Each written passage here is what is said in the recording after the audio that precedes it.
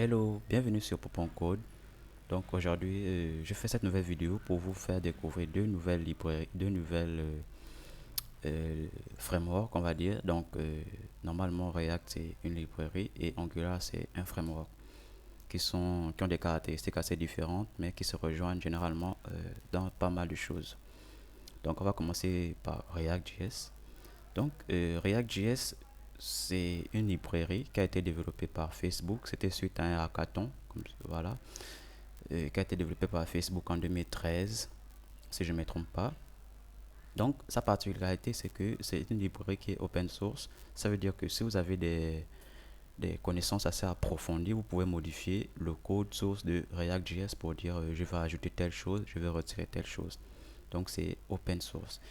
Et sa deuxième particularité, c'est que c'est une librairie qui est assez populaire. Donc, c'est une librairie que vous allez trouver dans pas mal de sites web. Beaucoup de sites web aujourd'hui ont été construits en fait avec React.js. Donc, euh, sa troisième caractéristique, c'est que ça a une large communauté. Donc, si vous développez un projet avec React.js, il y a de fortes chances que les problèmes que vous allez rencontrer, quelqu'un d'autre les aurait déjà résolus sur quelque part sur la planète, d'accord? Donc, oui, il suffit de taper sur Google le projet que vous rencontrez avec React.js et puis vous allez voir pas mal de solutions qui vont vous parvenir.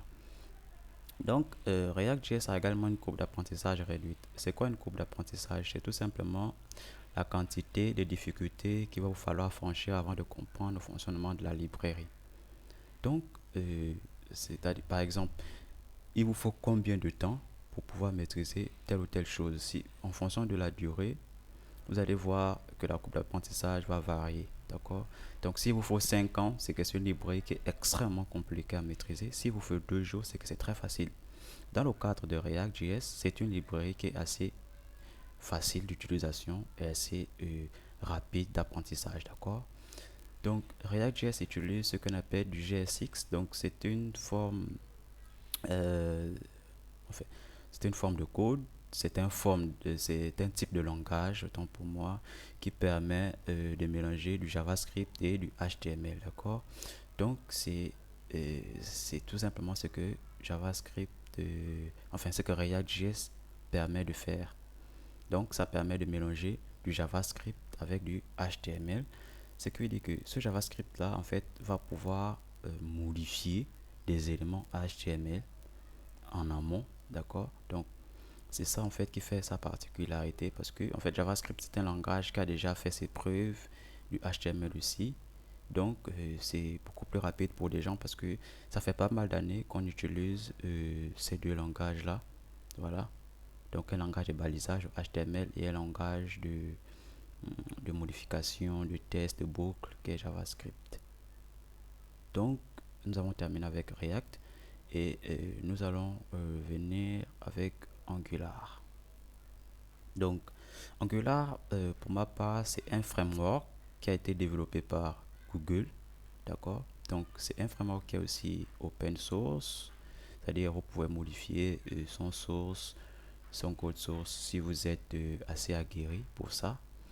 Donc ça a une popularité moyenne. Donc c'est vrai, beaucoup de sites aujourd'hui sont développés avec Angular, mais ils ne sont pas aussi nombreux que ça.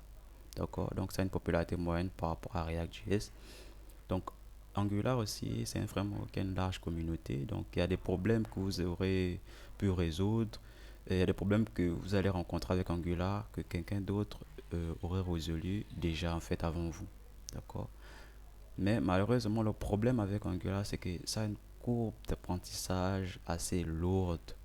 Donc c'est vraiment difficile de maîtriser Angular. Il va vous falloir un peu plus de temps par rapport à React pour pouvoir assimiler les bases, même ne fût-ce que des bases d'Angular, d'accord? Donc, si vous choisissez Angular, il va vous falloir réfléchir et disposer d'assez de temps pour maîtriser ce framework-là. Donc, la particularité aussi d'Angular, c'est que c'est une librairie, en fait, c'est un framework, autant pour moi, qui est orienté TypeScript. En fait, TypeScript, c'est juste une surcouche de JavaScript. Donc, c'est du JavaScript typé. Ça veut dire, avec JavaScript, on ne type pas les variables des éléments. Donc, voici pourquoi les gens pensaient il fallait créer un langage qui va permettre de typer des éléments.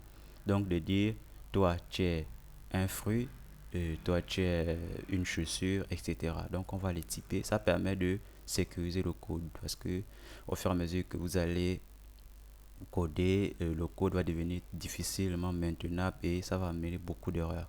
Donc avec du TypeScript, ça vous permet effectivement de limiter la marge d'erreur en fait.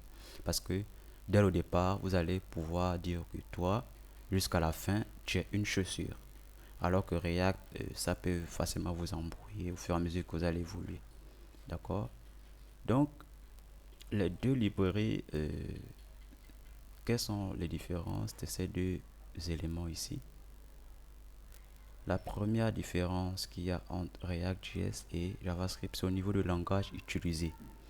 Donc, principalement, JavaScript est orienté, React.js est orienté JavaScript en fait. À la base, c'est du React, c'est du JavaScript. Alors qu'Angular, c'est du TypeScript. Donc, c'est une surcouche de JavaScript en fait. Donc, ça, c'est la principale différence qu'il y a entre les deux. La, L'une des différences aussi, c'est que l'autre, c'est une librairie et l'autre, c'est un framework. Donc, c'est quoi un framework? Un framework, c'est tout simplement, on va dire, euh, une certaine structure d'organisation, une certaine organisation, d'accord, qui est beaucoup plus lourde, qui inclut beaucoup plus de fichiers, beaucoup plus d'éléments, d'accord. Donc, c'est-à-dire que sa structure est non modifiable. Lorsque vous initialisez un projet avec un framework, vous ne pouvez pas modifier la structure. Contrairement à la librairie qui vous laisse en fait un large choix, voilà, des structures que vous voulez. Mais ça a un danger. Le danger, c'est que vous pouvez facilement tomber dans du code qui n'est pas maintenable, etc. Et une équipe peut être très difficilement gérable avec du React parce qu'il y a de la liberté de structure. Quelqu'un peut se réveiller un matin et vous dire que c'est ce code-là que moi je vais désormais utiliser, cette structure que je vais prendre, etc. Alors qu'un framework a une structure du début du projet jusqu'à la fin. Donc ça permet facilement aux gens de pouvoir collaborer et de pouvoir maintenir des choses. D'accord? Donc, au-delà des différences, ces librairies-là ont également révolutionné le monde du web aujourd'hui parce que les deux sont orientés composants. Donc, les composants, c'est tout simplement des éléments qui sont, que vous allez voir dans votre page, comme des boutons, des formulaires, etc. D'accord? Même du texte, des images, ce sont des composants à part. Donc, quand vous allez créer tous ces composants-là, vous allez devoir les rassembler pour former ce qu'on appelle des pages. D'accord? Vous savez, dans une page, il y a un bouton, il y a un formulaire.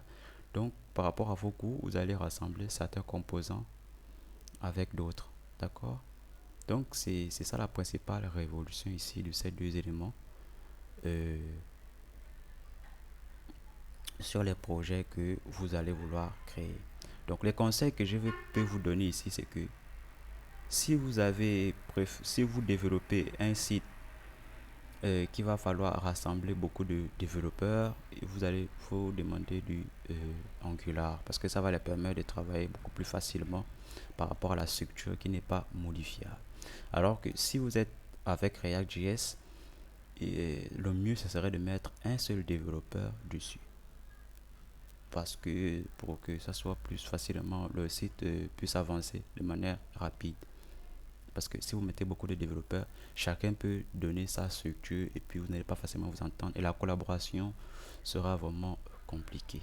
Même si vous leur dites que suivez cette structure-là, même votre structure sera difficilement applicable ou maintenable à la longue. Donc, si vous avez une équipe, choisissez Angular. Si vous êtes seul, choisissez React.js. D'accord? Donc, on va voir un exemple de code, un exemple de projet Angular. Donc voilà, ça c'est un site qui rassemble le code source de tous les développeurs du monde entier. Donc voici le code, ça c'est le code d'un projet qu'il a développé comme ça.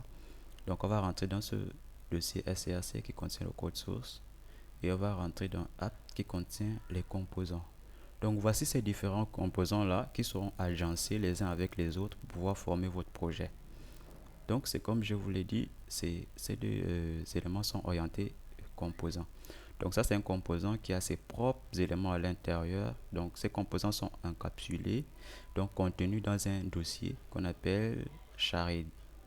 Donc je pense que ce dossier-là, c'est un dossier qui sera partagé par tous les éléments, comme son nom l'indique, par tous les composants ici.